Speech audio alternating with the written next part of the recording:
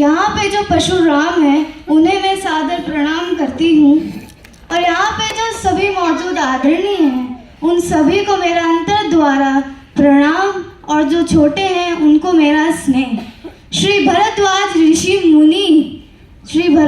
ऋषि मुनि के गोत्र से त्रिलोकीनाथ शुक्ला की नातिन, मेरा नाम दिया समीर शुक्ला है।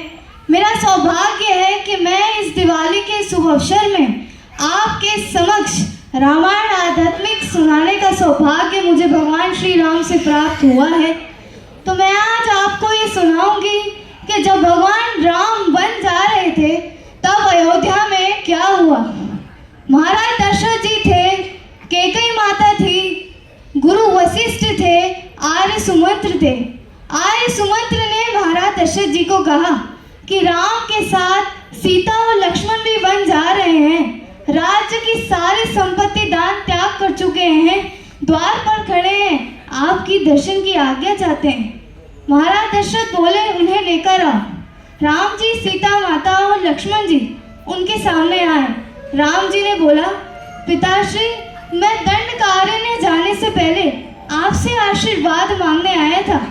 सीता मेरे साथ, सीता और लक्ष्मण भी वन जा रहे हैं, आप हमें वन जाने की आज्ञा दें।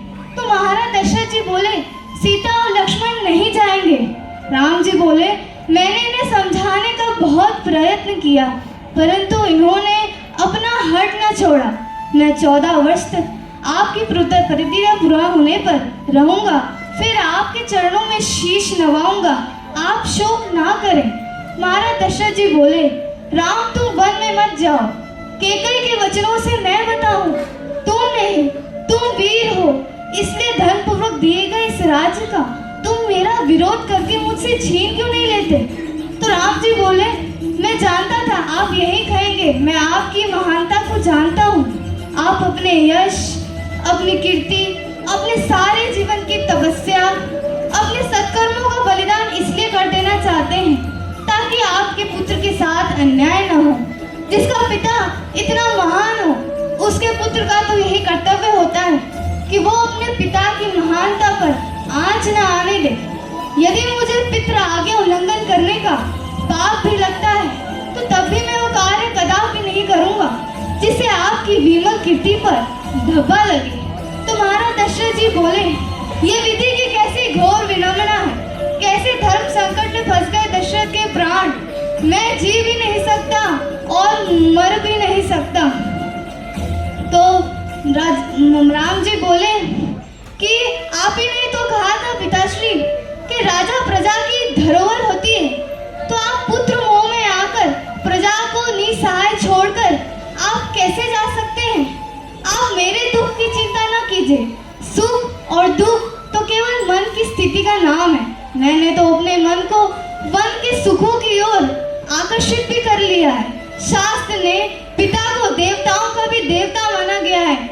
मैंने आपको अपना देवता मानकर अपने वन गमन को अपनी पूजा स्वीकार कर ली है। यदि आप मुझे वन जाने की आज्ञा दें तो मैं समझूंगा कि आपने मेरी पूजा को स्वीकार किया। महाराज दशरथ जी बोले, राम तुम वन में मत जाओ, मैं तुम्हारे बिना नहीं रह पाऊंगा। पर उन्होंने बोला, ठीक जैसी विधाता की इच्छा।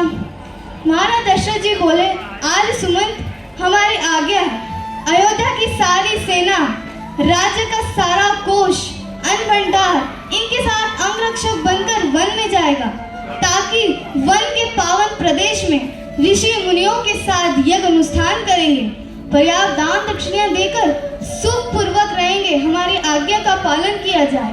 तो कैकेयी माता बोली, महाराज यदि राज्य का सारा कोष, अन्न भंडार राम के साथ चला जाएगा तो श्रीहीन, धनहीन इस राज्य का मेरा पुत्र भरत कभी स्वीकार नहीं करेगा।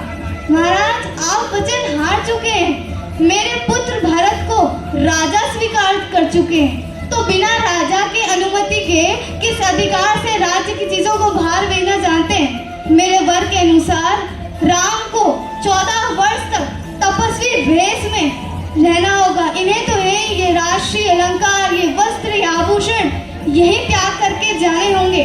मैंने इनके लिए मुनियों के वस्त्र भी मंगवा लिए, मंत्रा उनके लिए वस्त्र लेकर आती हैं। जैसे ही कैकेयी माता उन वस्त्रों को देने के लिए राम जी को उठाती हैं, तो आर्य सुमंत बोले, देवी कैकेयी, तुम्हारे ये आचरण देखकर मेरी ये इच्छा हो रही है कि मैं इस राज्य को त्याग कर श्री राम के साथ वन चला जाऊं। तुम्हारी क्रूरता ने जो अपने पति की दुर्गति करके रखी है, इसके लिए न जाने तुम्हें कितने नर्क भोगने पड़ेंगे, पर शायद तुम्हारा कोई दोष न हो, क्योंकि नीम के पत्ते निचोड़ने से शहद नहीं निकलता। तुम्हारी माता ने भी अपने पति के साथ क्रिया हट करके अपनी ही दुर्दशा करवाई थी। तो कैकेयी माता बोली, आर्य सुमंत, आप अपनी मर्यादा में रहें तो अति उत्तम होगा। तो राम जी बोले, आर्य सुमंत, माता ठीक कह रही है, हमें यहीं से ही मुनिवेश धारण करके जाना चाहिए। मैंने तो सर्वो राजश्री भोगों का भी त्याग कर दिया है। राम जी बोले, लाइए माता, इन वस्त्रों को मुझे अपने आशीर्वाद के साथ प्रदान कीजिए। कैकेयी माता उन वस्त्रों को राम जी को दे देती हैं, लक्ष्मण जी को दे देती हैं, और जब वो सीता माता को देने जाती हैं तो गुरु वशिष्ठ बोले, ठहरो देवी कैकेयी, सीता तुम्हारी पुत्र वधू है, रघुकुल की शोभा है, सूर्यवंश की लाज है, उसके ये उत्तम वस्त्र, ये आभूषण निकलवाते हुए तुम्हें लज्जा नहीं आई? ये वस्त्र देते हुए तुम्हारे हाथ नहीं कांपे? तुमने राम के लिए वचन मांगा था, इसलिए सीता भी वन जा रही, पर लेकिन वहां पे भी वो एक राशि ठाट की तरह रहेगी, ये हमारी आज्ञा है। तो महाराज दशरथ जी बोले, गुरुदेव ठीक कह रहे हैं, सीता जहाँ भी जाएगी राज रानी की तरह रहेगी। मैंने महाराज जनक को ये वचन दिया था कि उनकी पुत्री का आदर सत्कार एक रानी की तरह ही होगा। फिर सीता माता बोली, माता जी, आप इन वस्त्रों को मुझे प्रदान कीजिए और बताइए इसे कैसे पहना जाता है। सीता माता मंथरा के साथ जाती हैं। मंथरा बोली, निकाल दे ये वस्त्र, निकाल दे ये आभूषण। गुरु माता बोली, सीता